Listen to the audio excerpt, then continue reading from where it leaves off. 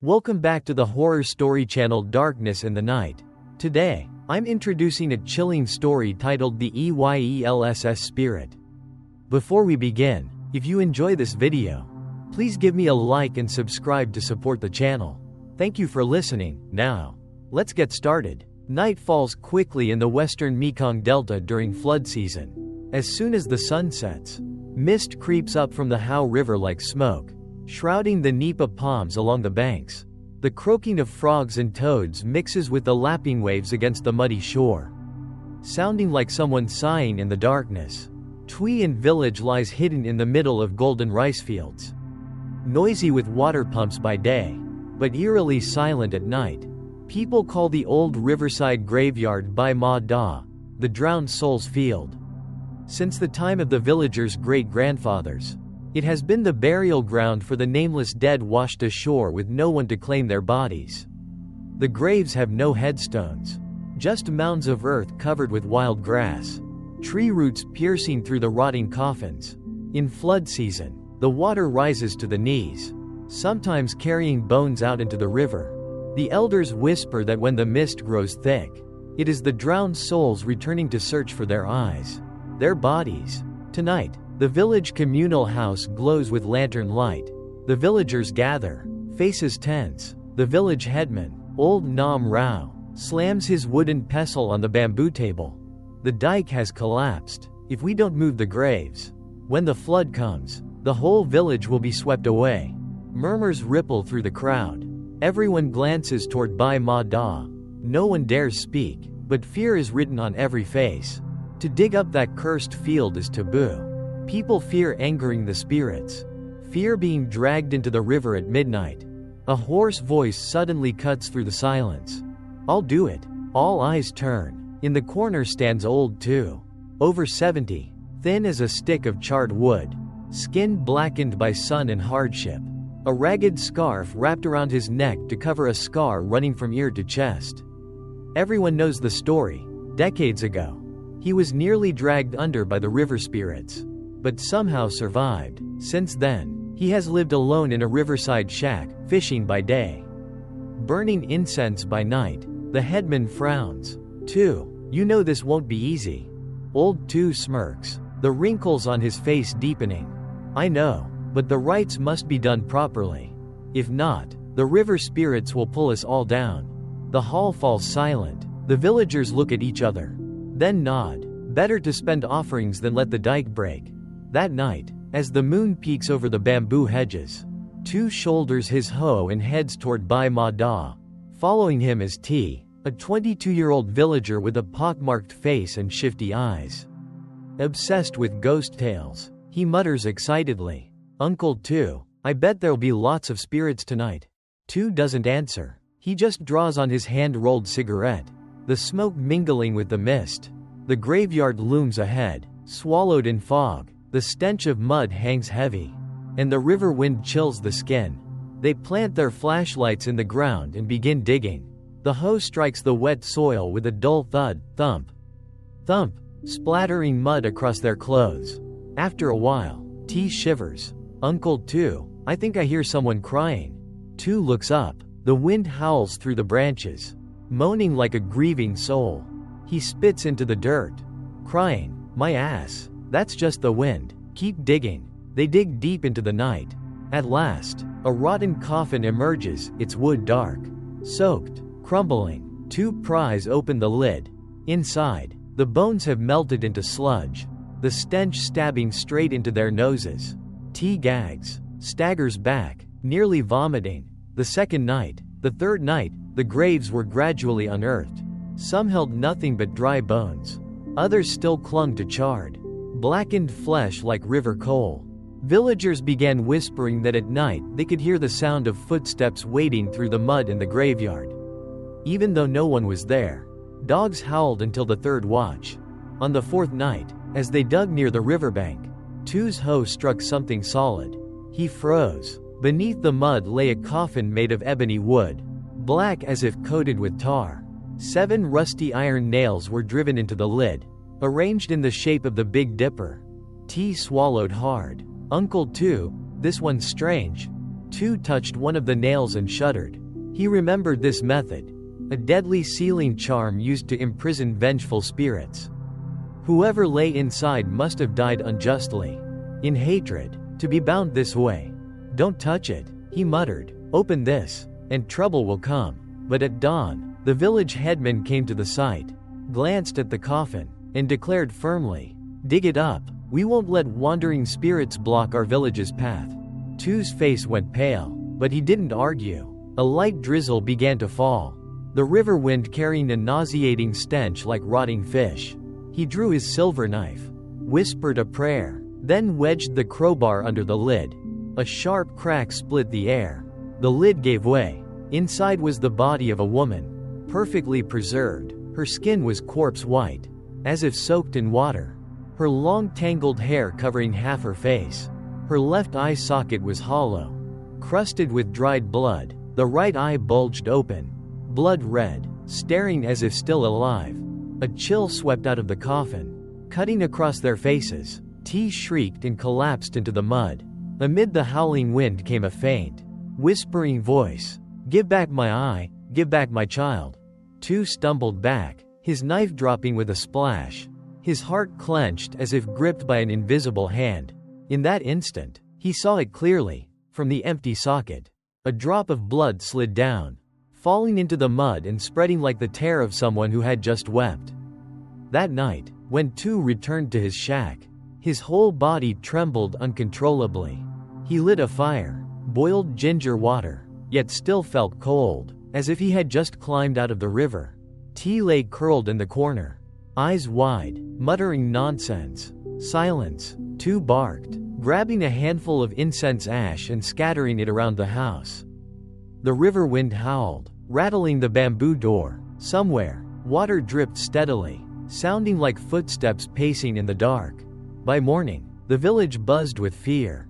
Chickens and ducks from homes nearby Ma Da were found dead in heaps, their necks bruised purple as though strangled, their eyes bulging white. Dogs had barked all night, fur bristling, staring fixedly toward the river. It's a bad omen, the old women trembled, lighting incense and praying. You disturbed the graves, and now the spirits have returned for what's theirs. By noon, though no rain fell, a dense fog rolled in. Children playing in the yard shrieked and ran inside. I saw the woman with no eyes, one sobbed, pointing toward the riverbank. She was soaking wet, her hair covering her face, and she was sitting there combing her hair. The adults rushed out but found only a thick white mist. All that remained were wet footprints stamped into the dirt, leading from the riverbank straight into the village courtyard. That night, Tu and T returned to the graveyard. Their flashlights flickered in the wind, the darkness pressing in as if hundreds of unseen eyes were watching. Uncle Tu, T swallowed hard. Maybe we should stop for a few days. I don't feel right. Stop? If we don't finish, the spirits will only grow angrier. Tu's voice was harsh, though his chest was tight with dread. As they dug up the last of the graves, the wind suddenly died. Silence pressed down. Then, faintly, the sound of weeping rose from beneath the ground. T dropped his hoe, knees buckling, palms pressed together in frantic prayer. Please, ancestors, please forgive us, spare us. Just then, their flashlights sputtered out. The graveyard plunged into thick, suffocating darkness. Tu struck a match, but the flame flared weakly and died, as though snuffed out by unseen breath. From the river came the sound of sloshing footsteps, closer and closer. Who's there? Tu shouted, his hand trembling as he drew his silver knife. No reply, only the stench of fresh blood wafting on the wind. T shook violently, then screamed. There, through the fog, a figure emerged, long hair hanging loose, clothes dripping wet, each step leaving prints in the mud. Tu bolted, dragging T with him, racing back to the shack. That night, no one slept. The dripping sound continued endlessly, as if under the floorboards. Every time Tu closed his eyes, he saw again the hollow socket of the woman in the coffin. The following evening, the villagers gathered at the communal house, all in turmoil. Headman Nam Rao gave the order. Finish the digging, rebury them properly, and reinforce the dike before the flood comes. But the villagers shook their heads, none daring to return to the graveyard. Only T and two strong young men were forced to go. As they reached the site, a storm broke loose, rain pelting down, lightning tearing the sky, mud sucked at their feet. They dug for a while until a human skull surfaced, its single remaining eye bulging red. The two young men panicked and fled, leaving Two frozen in place. His heart clenched, cold sweat streaming down his back. "Lady," he whispered, dropping to his knees, "please forgive us. I'll make offerings for you." The wind roared, carrying a whisper across the graves. "No offering can save you. Give back my eye, give back my child." Lightning split the sky, and Two saw her clearly. A woman standing at the river's edge, water dripping from her hair into the mud. T collapsed, fainting dead away. By the time Two carried him back to the shack, dawn was breaking. Two knew then, this was far from over. The spirit had awakened. The next morning, the sky was dark and heavy, wind howling as if someone were wailing out on the river. Two leaned on his hoe, his fingers trembling. T was still weak, his face pale as chalk, his eyes vacant. Headman Nam Rao arrived with several strong men. On their shoulders they carried hoes, shovels, and even a heavy sledgehammer. "Today we finish this," the headman growled. "Every coffin must be opened. If not, forget about rebuilding the dike." Two only nodded silently. His steps felt like lead as he approached the old almond tree, where the ebony coffin sealed with 7 cursed nails had been unearthed days before. The coffin still lay there. The mud around it was churned, as if disturbed the night before. On its lid, the 7 blackened nails seemed darker, exuding a rancid stench. "Do it quickly," the headman ordered. Two young men raised the sledgehammer, their hands shaking. Each strike rang out with a sharp crack, echoing across the graveyard, making everyone's hair stand on end. The air grew thick, even the wind suddenly fell silent. The final blow landed, the lid shifted slightly, a foul white mist hissed out, reeking of decay. "Pull it off," Two signaled. 4 men heaved, lifting the lid from the coffin. The moment it came free, the world seemed to freeze. Everyone held their breath. Inside lay a woman, curled tightly. Her skin was waxy pale, her long hair covering her face. In her bony hands, she clutched a piece of rotting cloth. "My God," an old woman gasped. "She's still intact." Then her hair moved, slowly, gently, as if lifted by invisible fingers. Her face emerged. Empty eye sockets gaped wide. Thick black blood clung to her eyelids. Her lips moved, but no sound came. Yet every person heard it clearly in their minds. "Give back my eye, give back my child." The men screamed, flinging their shovels as they bolted. T collapsed to the ground, scrambling backward in terror. The woman's body shifted. Her skeletal hand gripped the coffin's edge with a cracking snap. Suddenly, a black bat burst out, wings beating wildly. The wind roared to life, whipping dirt and dust into a storm.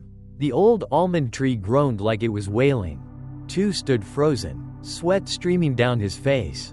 In that instant, he saw her lips curl into a dark, chilling smile. A raspy laughter echoed across the graveyard, like river water crashing through stone caverns. The headman shouted desperately, close it now." But it was too late. From inside the coffin, a blast of icy air shot skyward, carrying mud, rotting leaves, and the stench of a corpse long steeped in water. The hollow sockets suddenly glowed red, as though 2 flames had ignited within. T let out a blood-curdling scream and collapsed, convulsing. His eyes rolled back, pupils vanishing. Then, from his mouth, a strange voice rang out, high-pitched, shrill, unmistakably female. "Tomorrow night, blood will be paid."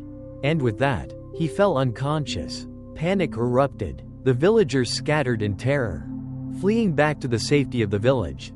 Only Two remained, legs trembling violently. He stared once more into the coffin. The woman's body was gone. All that remained was a tangled clump of soaking wet hair. The river wind howled. The sound of waves lapping the shore echoed like cruel laughter. Two collapsed to his knees, clawing at the earth, his lips stammering, "Dear God, She has truly awakened. Rain began to pour. Out on the river, a woman's figure stood rigid, her long hair trailing across the water. Her burning red eye sockets stared directly toward the graveyard. By the next morning, Thuy village felt like it was sitting atop a fire. People whispered, shivered. Children wailed from one end of the hamlet to the other. All night, everyone had heard the wailing wind and the long, mournful cries drifting from Bai Ma Da. Some swore they saw a woman's silhouette standing on the river at midnight, her long hair sweeping the waves. Headman Nam Rao was irritable, yet fear flickered in his eyes. He summoned Thuy for an urgent meeting at the communal house. Though morning had come, the hall seemed cloaked in shadow.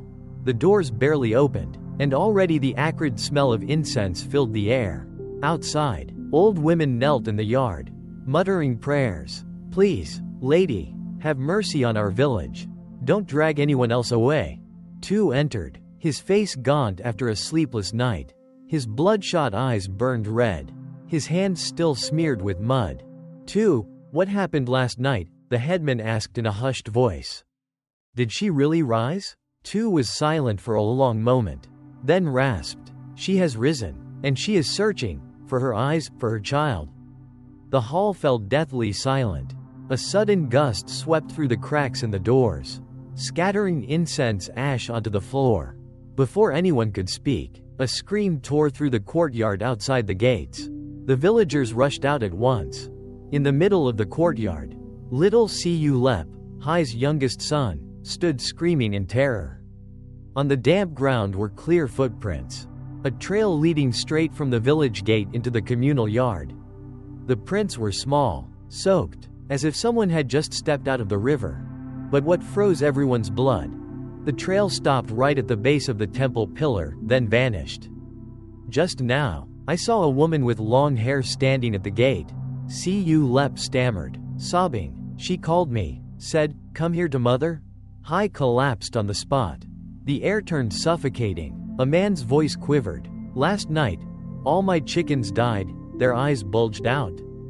Another chimed in. "Same at my house. My dog howled all night. And this morning its neck was bruised, like someone had strangled it." The headman inhaled deeply, then barked, "Silence. Whatever it is, we must find a way to end it." He turned to Thuy. "You know how to perform the ritual, don't you?" Thuy swallowed hard, his voice heavy. "If we want peace, we must hold a rite of absolution. But it requires the blood of a black rooster, river talismans, and someone willing to bear the sin in place of the village. Without that, she will never forgive." The headman's eyes swept the crowd. Everyone lowered their heads, not daring to speak. Then, from the riverbank, came a chilling hiss, like a woman's laughter. The villagers shivered. Thuy rushed out of the hall toward Bai Ma Da. T, still pale, hurried after him. That morning, the graveyard lay smothered in fog. The ebony coffin had been sealed again, but the soil around it was churned up, as if something had crawled out during the night. On the mud were smeared handprints, long, thin fingers clawing deep into the earth. "She crawled out," Thuy whispered. "Last night she roamed the whole village." T shuddered, clutching his own shoulders. Uncle Thuy, my eyes still hurt. Last night I dreamed she was sitting at the foot of my bed. Holding a bloody knife, she asked me, 'Can your eyes still see?'" Thuy suddenly gripped T's shoulders tightly. "Listen, T, tonight, don't leave the house. Don't look in a mirror. And if you hear her calling from the river, cover your ears." T's face drained of color, he nodded frantically. At that moment, shouts rose from the rice fields. A body's been found." They turned sharply. A group of villagers carried a corpse up from the riverbank. It was Bai Lai, the old fisherman, missing since the night before. The body was ghostly pale, hair matted, eyes gouged out. Blood trickled from the empty sockets. Bruises ringed his neck, as if he had been yanked under by force. The villagers crowded around, wails filling the air. Headman Nam Rao stepped forward, his face ashen. "It's begun, now people are truly dying." No one spoke further. A funereal gloom weighed down on the village.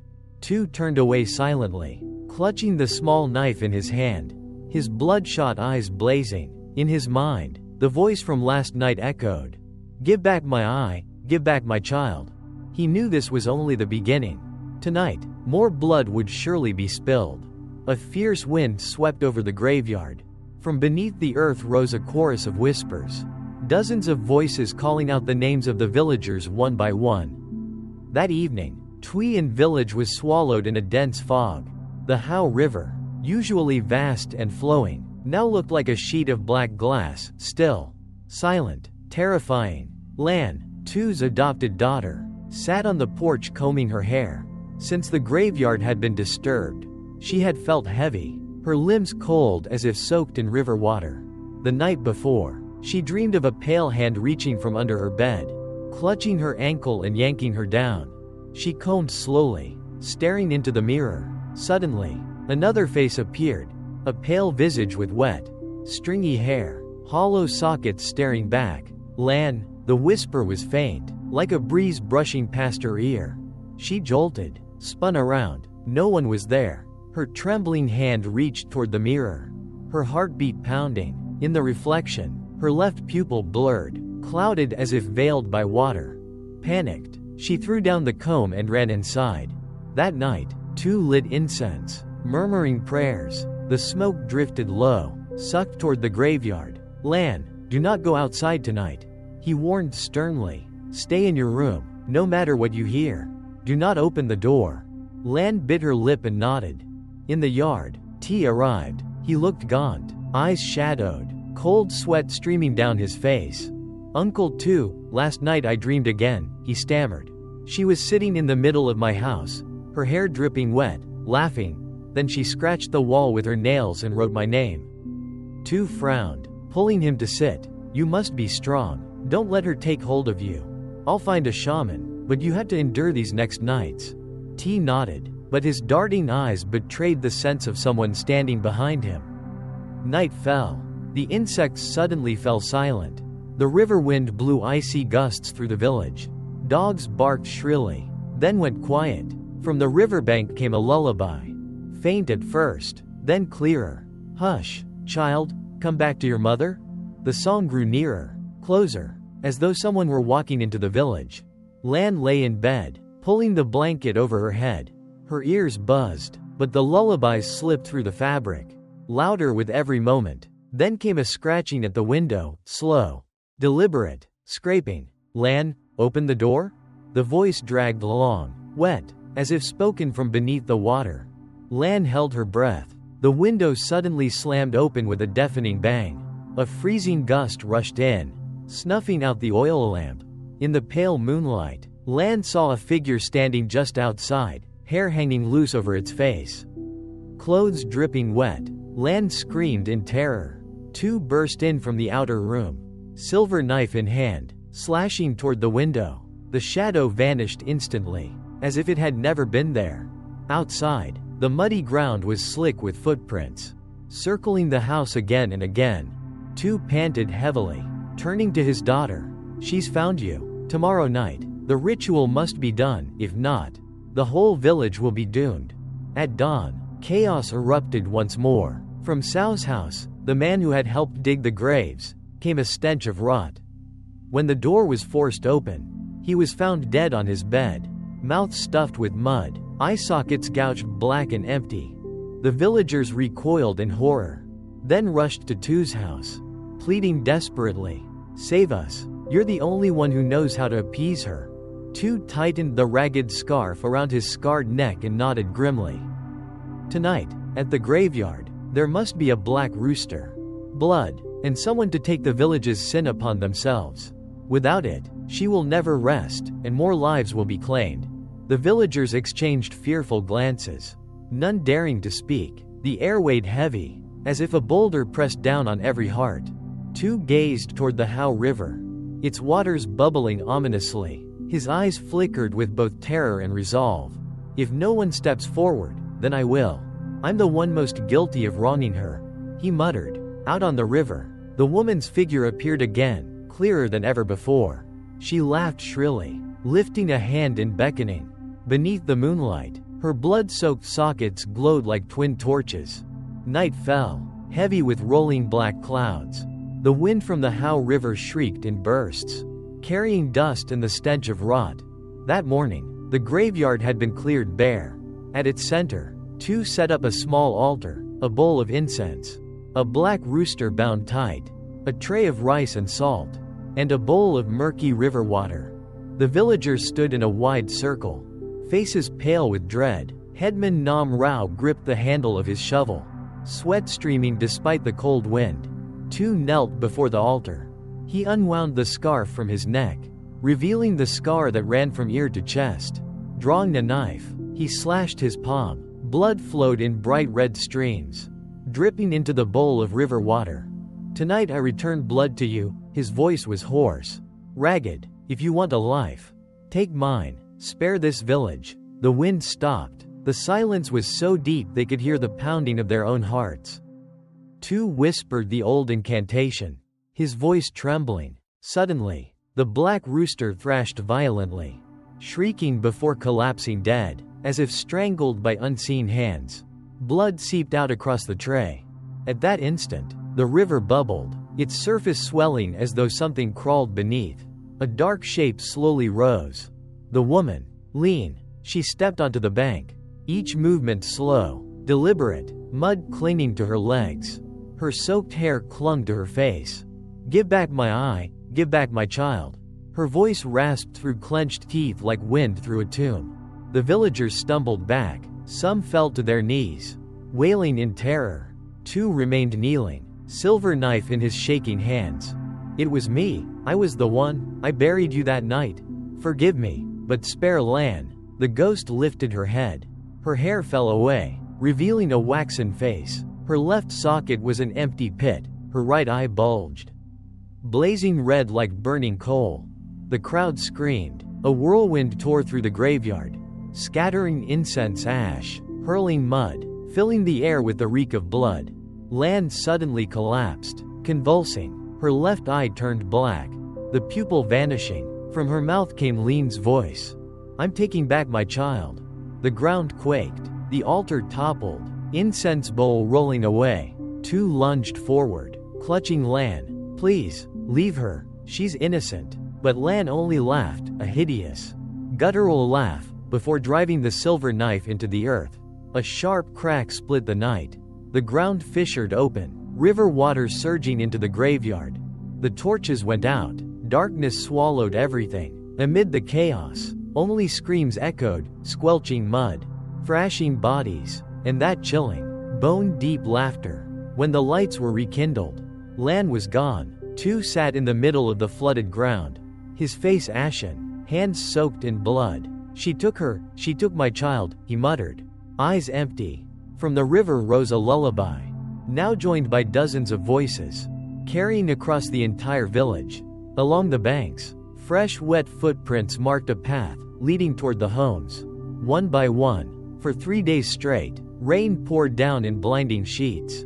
The How River swelled high, currents swirling as if ready to sweep the entire village away. Lan remained missing. Two sat by the doorway day and night, his eyes sunken, his hair whitening further with each hour. He refused food, muttering endlessly, "She's still alive. I hear her voice calling in the rain." Every night, he went to the graveyard, sitting alone, burning incense, terrified. The villagers trailed after him, afraid he might be lured into the river by the spirit. On the fourth night, rain lashed down in torrents.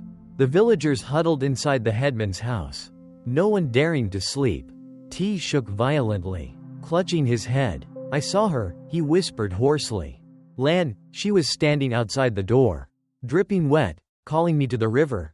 "Did you go?" someone asked. He screamed, "I almost did. I can't resist anymore." They quickly bound him to a pillar, fearing he would run outside. Just then, the window burst open. A pale hand reached in, gripping the frame. Drops of water dripped steadily onto the floor. The villagers shrieked, stumbling back. The hand withdrew. Outside came a shrill, cackling laugh, followed by the sound of wet footsteps slapping through the village streets. Headman Nam Rao gritted his teeth. "We can't let her take anyone else." At dawn, we block the river and search for her body. The next morning, the rain stopped. Though black clouds still loomed, the villagers gathered by the riverbank. They cast nets, dredging the waters for hours, finding nothing but mud and weeds. By noon, a child's cry echoed from the middle of the river. "Mama, Mama?" The voice carried eerily across the water. The villagers froze. From the current, a small white shape surfaced, a child's form. Naked, skin bluish, eyes rolled white. It drifted toward shore, then vanished in an instant. Tu collapsed, clutching his head. "Lean's child, it has truly returned." That night, Tu dreamed he stood in the graveyard. Lan crouched on a grave, hair covering her face, cradling a crying child. "Father," Lan's voice echoed as if from underwater. "Come down here with us." He jolted awake, drenched as though soaked in rain. Outside, wet footprints led from the gate straight to his bed. Tu clenched his fists, eyes bloodshot. "Tomorrow night I'll go into the river. If a life must be traded for a life, then so be it." From the riverbank came a ghostly laugh, long and shrill like a flute. The waters suddenly rippled, though no wind stirred. Under the moonlight, Lan's shadow appeared faintly, holding the child, her hollow black eyes staring directly toward Tu's house. The following afternoon, the entire village gathered at the riverbank. Headman Nam Rao wrapped a red scarf around his head, incense in hand, chanting loudly, "Tonight, we must block the river and trap the spirit. We cannot let it claim more lives." The villagers lined up, each holding a torch. Ropes, fishing nets, and bamboo stakes had been prepared. Their plan was to stretch the nets across the river at night, keeping the flames lit to lure the ghost into revealing itself. Tu stood apart, silent. He knew this was nothing but provoking the thing lurking beneath the waters. Yet when he looked at T's pale face, eyes glazed like a man already lost, he clenched his jaw and said nothing. Night fell. The wind howled, the How River rising in muddy waves. Torches flared along the bank, forming a wavering wall of firelight. Reflections danced on the water like hundreds of flickering eyes. The insects fell silent, only the river's roar and the pounding of hearts remained. Then, a wailing cry drifted from midstream. "Ooh, give back my eyes, give back my child." Everyone held their breath. The nets were cast, stretching taut across the river. The water turned icy. A violent gust swept through, snuffing out half the torches. Darkness swallowed the bank. "Relight them, quickly," the headman shouted. But before they could, from the middle of the river rose a curtain of drenched black hair. Long and trailing, slowly, a face emerged. The left side was a hollow pit, the right eye glowed blood red. Drilling into the crowd, T suddenly broke into shrill, manic laughter, thrashing wildly. "She's here, she's calling me." With a surge of strength, he snapped his bindings and hurled himself into the river. Tu roared, diving in after him. Both vanished beneath the churning water. The villagers screamed, tossing more torches onto the river's surface. Beneath the nets, a pale shape darted, slicing through as though with a blade. The net shredded apart. Blood spread across the current. Moments later, Tu broke the surface, gasping, clutching a limp weight. It was T. His body was ice cold, eyes frozen wide. His left socket was empty. The villagers stood paralyzed in horror. The headman stammered, voice shaking. She took T's eye." Tu clenched his teeth, tears mingling with the rain. "She won't stop. She wants every eye in this village." That night, no one slept. From the river rose a lullaby, soft and endless, carrying until dawn. "Hush, hush. Where are my eyes? Where is my child?" At sunrise, when the villagers returned to the riverbank, they froze. All along the wet sand were hundreds of footprints, small ones, large ones, as though an entire crowd had climbed out of the river during the night. The 30th night since the coffin was opened. The sky held no rain, but heavy black clouds smothered the moon. Tu sat outside his shack, clutching his old silver cleaver, sharpening until the blade gleamed.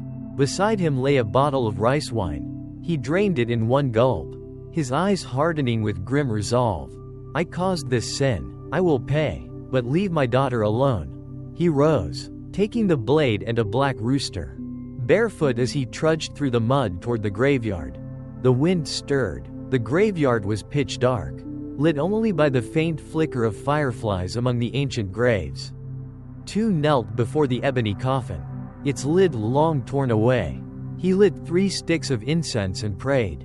"Lean, I beg you, if you want my life, take it, but spare Lan, spare the village." The wind died. From the river came a woman's voice, drawn out, choking with anguish. "Give back my eyes, give back my child."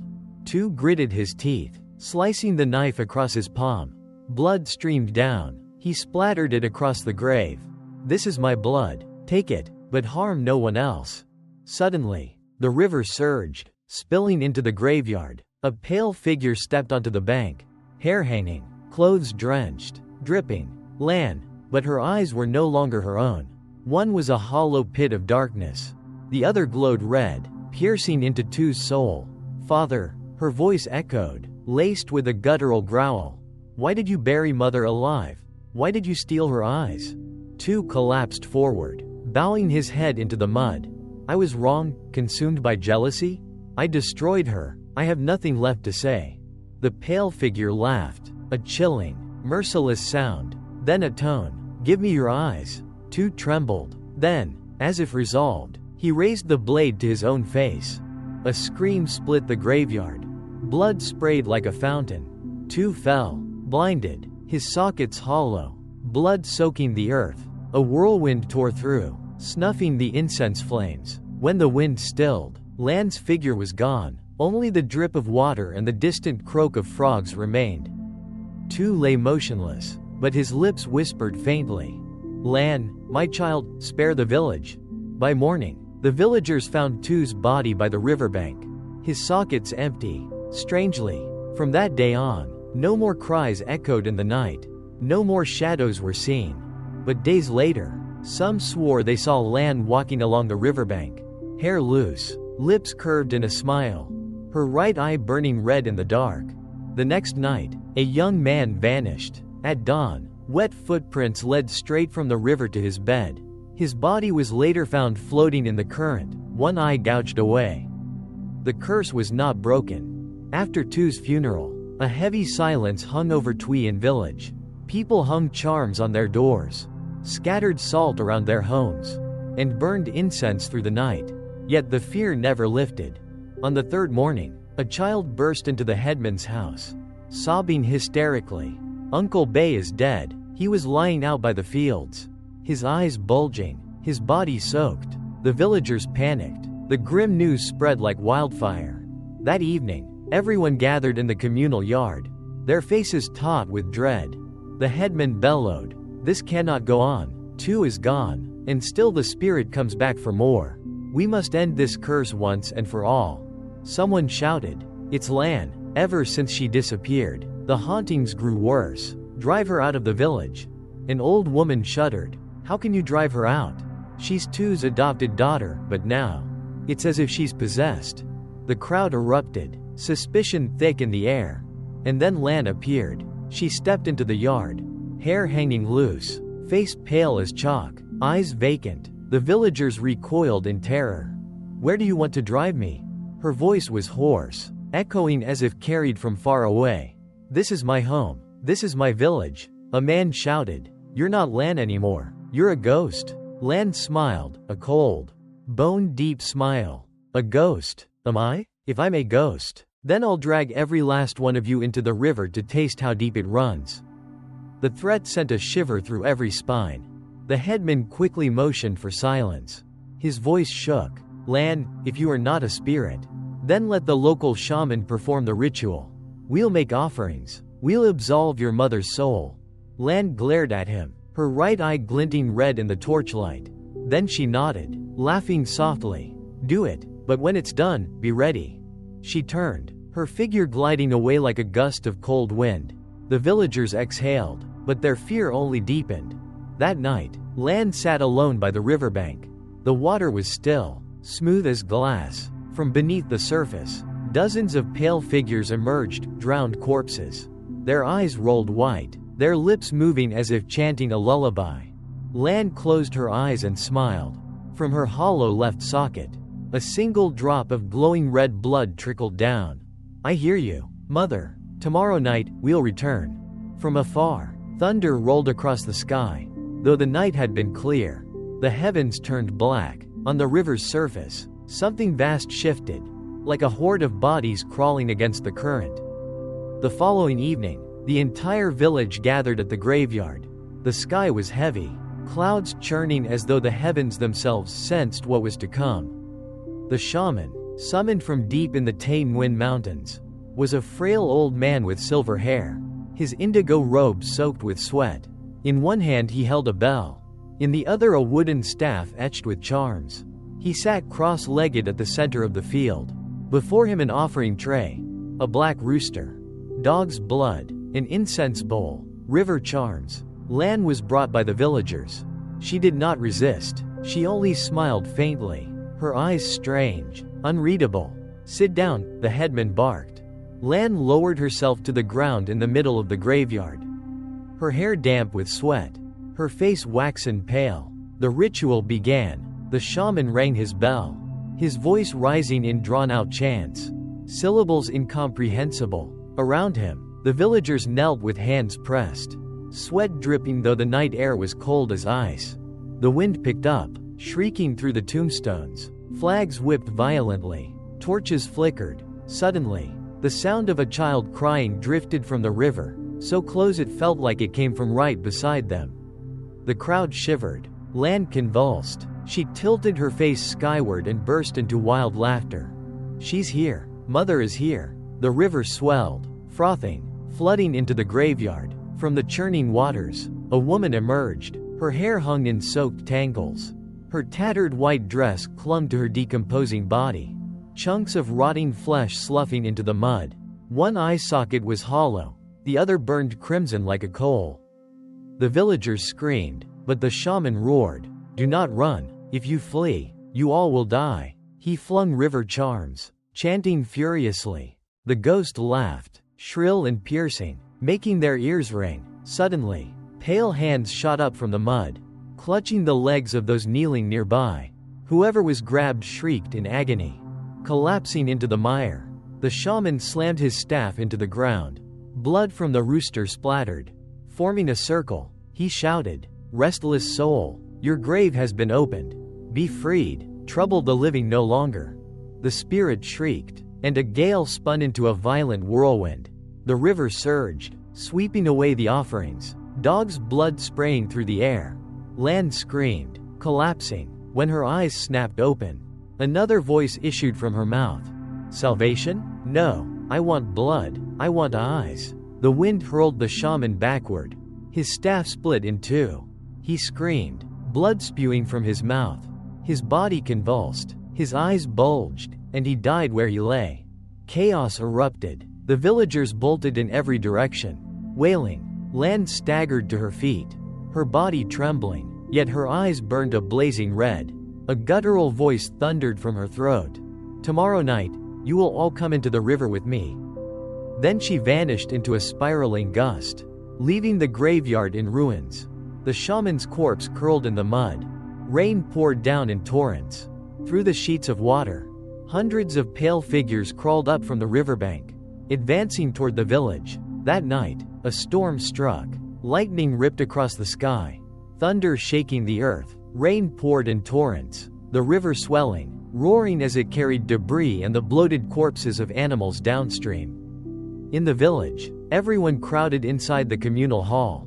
Doors bolted shut, incense burning thick, trembling voices chanted prayers. Suddenly, dogs howled in unison across the hamlet. Outside, a chicken's neck was snapped, its frantic wings beating before falling silent. The hall doors burst open. Lan stood there, her hair clung wet to her face, her body smeared in mud, her eyes blazing like embers. At her feet, river water streamed in, flooding the floor. "Tonight, none of you will escape," she whispered. Behind her, through the sheets of rain, dozens of pale figures materialized. The drowned dead, skin bluish, hair tangled, shuffled into the courtyard. Each step left a trail of black mud. The villagers shrieked, scattering in panic, but no matter which way they ran, Specters blocked their paths. The headman clutched the great drum, beating it furiously, as though begging the gods for mercy. But its sound was drowned out by the surge of rushing water. A child was yanked out through the door, screaming once before vanishing. When they dragged the body back, its eyes bulged, its skin turned violet. A mother wailed, cradling her child, only to be seized by unseen hands and dragged screaming toward the river. Blood mingled with mud, cries, sobs, and hideous laughter twisted together into a nightmarish cacophony. Lan strode slowly into the hall, her hair sweeping the floor. The blood is not enough. Her voice layered, half her own, half the voice of the woman long dead. The eyes are not enough. The headman collapsed to his knees, bowing again and again. Spare the village. Take my life instead. Lan lifted her head, laughing, tears of blood dripping from her hollow socket. Not just your life, but everyone's. A whirlwind tore the roof from the hall. Rain lashed down, sweeping the villagers into the courtyard. The waters rose, first to their knees, then their waists. Shadows swarmed, dragging bodies under. The air filled with choking, drowning cries. That night, nearly half the village perished, their corpses washing downstream by morning, each missing one eye.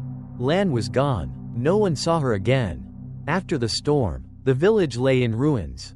A great section of the graveyard had collapsed, exposing rows of ancient coffins.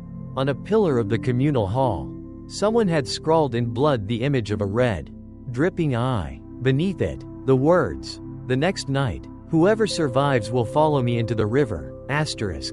The sun rose after the storm, but its light was dim, smothered by a haze of pale mist. The river had receded, leaving behind reeking mud. Along the banks, bloated corpses lay tangled in straw, each missing one eye. Cries of grief echoed weakly through the ruins.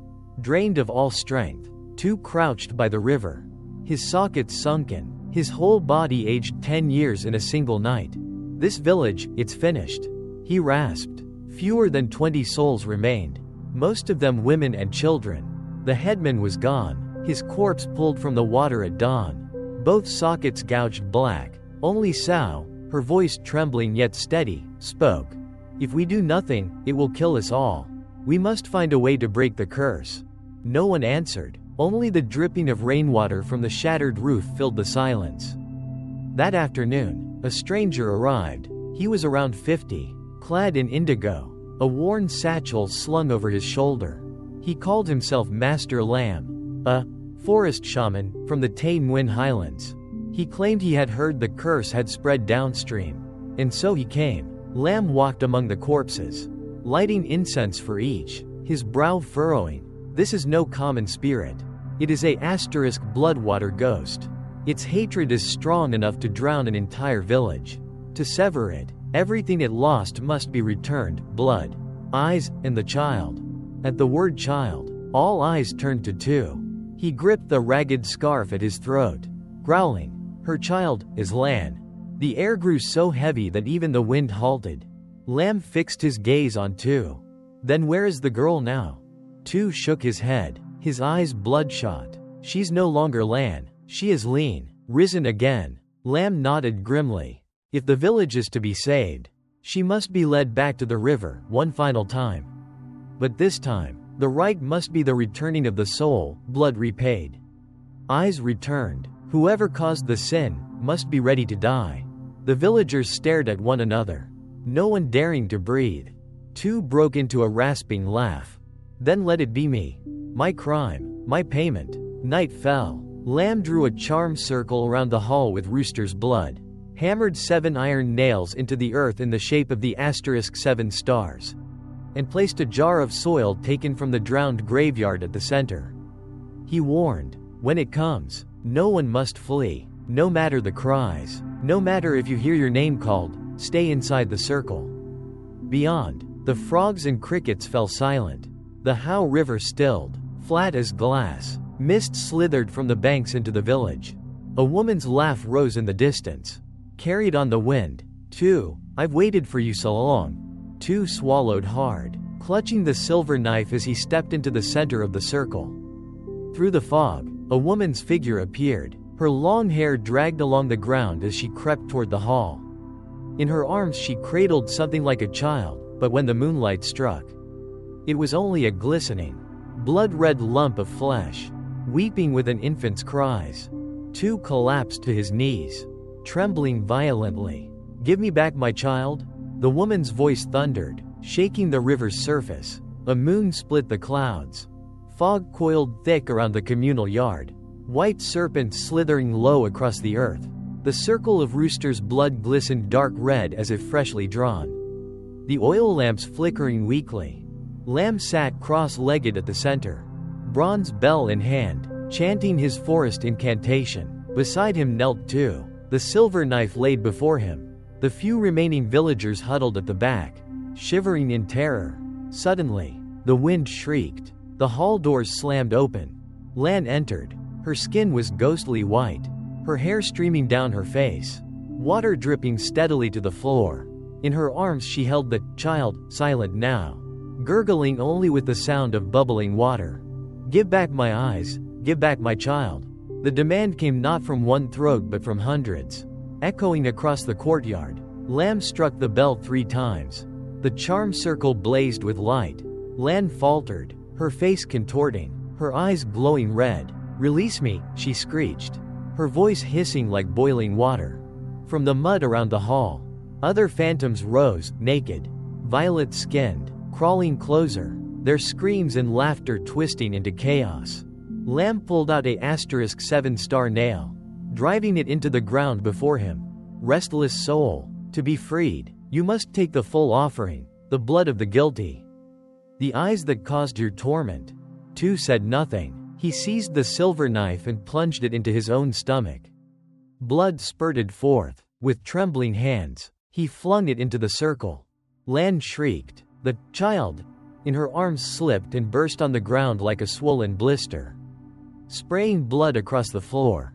"Not enough," Lan roared, lunging at Tu. Lam cried out, hurling the remaining 7 nails at her. Each one pierced the ground, erupting with light, binding Lan's body in a cage of crimson. Rain poured down in torrents. Lightning slashed the sky. Lan writhed, her skin peeling away, black mud spewing from her mouth. Around her, the other spirits howled, many dissolving into dark smoke. Tu laughed, hoarse and broken, blood gushing from his wound. "I give my life to you. I give back your child. Spare the village." Lan froze, her burning eyes fixed on him.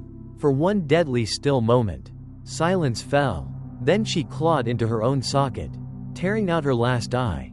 Blood sprayed like rain. She grinned, teeth glaring white. "Now, it's your turn."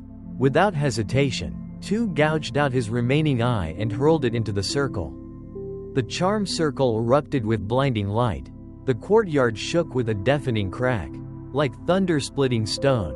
When the glow faded, Lan collapsed, her body shriveling, hair whitening to ash. Her face now matched Lean's from the faded photograph. "I can finally leave."